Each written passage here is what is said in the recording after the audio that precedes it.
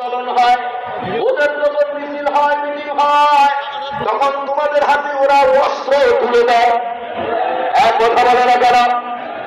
অস্ত্র তুলে দেয়, লাঠি তুলে দেয়, গ্রেনেড তুলে দেয়, রেভেলভার তুলে দেয়, স্ট্যান্ডার্ড তুলে দেয়, আগুন তুলে দেয়।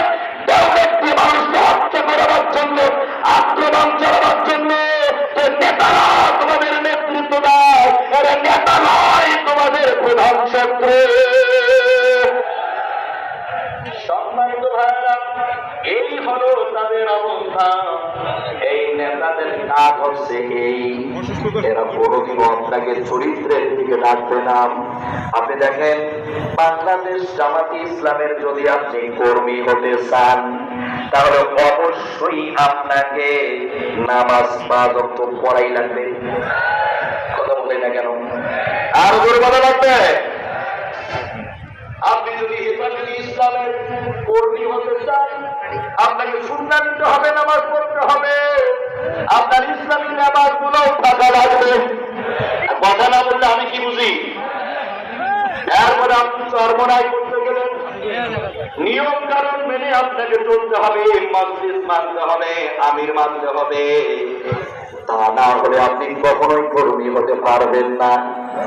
আর ওদের নেতা হইতে গেলে কয়েকটা কোয়ালিটি লাগে।